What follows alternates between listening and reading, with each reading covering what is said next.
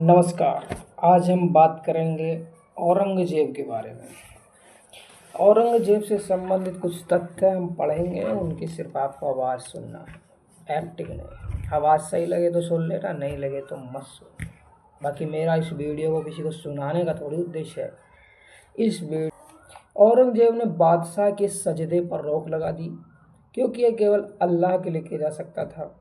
उसने सिक्कों पर कलमा खुदवाने की मनाही की, क्योंकि सिक्के पैर के नीचे आ सकते थे। औरंगज़ेब ने नौरोज़ त्योहार पर रोक लगा दी, क्योंकि यह पारसी त्योहार था। औरंगज़ेब ने सभी सूबों में मुतस्सिब को नियुक्त किया। उसने 1669 में दरबार में संगीत बंद करवा दिया और सरकारी संगीतकारों को पेंशन दी गई। इसकी चर्चा मासिर-ए-आलमगीरी में है। मासिर-ए-आलमगीरी किताब को मुस्तैद खान ने लिखा है। मुस्तैद खान ने औरंगज़ेब ने एक मुकर्रम खां नामक संगीतज्ञ से वार्ता की थी, किंतु फारसी में संगीत पर सर्वाधिक रचनाएं औरंगज़ेब के समय में ही की गईं। वह स्वयं ही अच्छा वीणा बजाता था। 11वें वर्ष में झरों का दर्शन बंद करवा दिया, क्योंकि वह उसे अंधविश्वास और धर्म के विरुद्ध मानता था। उसने 12वें वर्ष में तुलादान बंद करवा दिया। यह प्रथा अकबर के समय प्रारंभ हुई। उसने 1675 में ज्योतिषों की जन्म कुंडली जंतरी बनवाने पर भी रोक लगा दी। अब लगाइए, ज्योतिष बंद करवा दिया, तुलादान बंद करवा दिया, अरे ना जाने क्या क्या बंद करा दिया। औरंगज़ेब ने नए राजा के माथे पर टीका लगाना बंद करवा दिया। होली मुहर्रम को सार्वजनिक रूप से मनाने पर रोक लगा दिया। उसने धन की बचत के लिए सरकारी इतिहास विभाग बंद करवा दिया। उसने 1665 में मुस्लिम व्यापारियों के लिए आयात कर को कम कर 5 से 5.2% कर दिया। फिर 1667 में यह कर पूर्ण रूप से समाप्त कर दिया गया। 1671 में हिंदुओं के वित्त विभाग में नौकरी पर रोक लगा दी, यानी 1671 में हिंदू वित्त विभाग में नौकरी नहीं कर सकते थे। 1675 के आते आते राजपूत मनसबदारों की संख्या में भारी कमी हो गई। औरंगज़ेब ने सोमनाथ मंदिर को 1665 में, बनारस के विश्वनाथ को 1669 में, मथुरा के केशवराय मंदिर को 1669 में ही तुड़वा दिया एवं महा मस्जिद बनवा दी। और उसने उड़ीसा के मंदिरों को नष्ट किया था, किंतु उसने हिंदुओं के मंदिर, मठ और सिखों आदि को भूमि दान भी दिया था।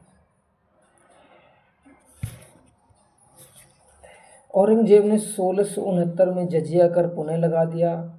इसके पीछे तत्कालीन गहरे राजनीतिक संकट थे। जजिया कर एक व्यक्तिगत संपत्ति कर था। जजिया पूर्ण रूप से संपत्ति कर था। उसने मुतस्सिब की नियुक्ति की तथा गुरुवार को पीर एवं संत की कब्र पर दीपक जलाने से मना कर दिया। हिंदू बैरागी शिव मंगल दास बैराग से उसने तत्वमसी मानसा सुनता था। जेबुनिसा औरंगज़ेब की बेटी ने एक पुस्तकालय की रचना। गुरुवार को पीर एवं संत की कब्र पर दीपक जलाने से मना कर दिया। हिंदू बैरागी शिव मंगल दास बैराग से उसने तत्वमसी मानसा सुनता था। जेबुनिसा औरंगज़ेब की बेटी ने एक पुस्तकालय की रचना की, जिसे बैतुल उलूम कहा जाता है। उसने संरक्षण में अब्दुल कादिर बैदिल नामक शायर रहते थे। संगीत के बारे में बात करते हैं। औरंगज़ेब ने संगीत में क्या किया? वह अपनी रूढ़िवादिता और कट्टरता के कारण संगीत को नापसंद करता था। कहा जाता है कि उसने कहा था, संगीत को इतना गहरा ना गाड़ना कि ऊपर ना आ सके। उसके समय की सबसे महत्वपूर्ण तोहफ़त उल हिंद थी। यह पुस्तक जहांगीर शाह को समर्पित है। यह पुस्तक औरंगज़ेब के समय को महत्वपूर्ण रचना पुस्तक है। जहांगीर शाह भी संगीत का शौकीन था। औरंगज़ेब के दरबार में खुशाल खां, विश्राम खां, रसवैन खां, कलावंत, कृपा, सरजैन आदि कलाकार रहते थे। मिर्ज़ा रोशन ज़मीर ने अहोबल के संगीत परिजात का फ़ारसी में 1666 में अनुवाद किया। लगभग इसी समय फ़र्रुखुल्लाह ने राग दर्शन के नाम से मान कोतूहल का फ़ारसी में अनुवाद किया। ये पुस्तक औरंगज़ेब को समर्पित करने के लिए लिखी गई थी। मोहम्मद शाह रंगीला के दरबार में नेमत खास दारंग और उसका भतीजा फिरोज खां अदारंग ख्याल के महान गायक थे। मोहम्मद शाह रंगीला के दरबार में नेमत खां दारंग और भतीजा फिरोज खां अदारंग क्या थे? महान गायक। उल्लेखनीय है कि सदारंग बांसुरी वादक भी थे और दोनों ध्रुपद के महान उस्ताद थे।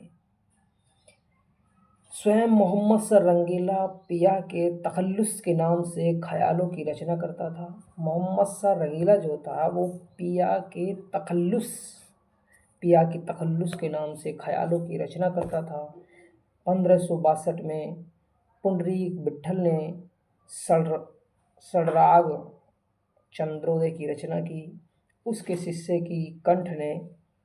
श्रीकंठ ने रस कौमुदी की रचना की। श्रीकंठ की रचना है रस कौमुदी। 1600 में वेंकटेश ने चतुर्दंड प्रकाशिका की रचना की। बस इतना ही आप याद कर लें।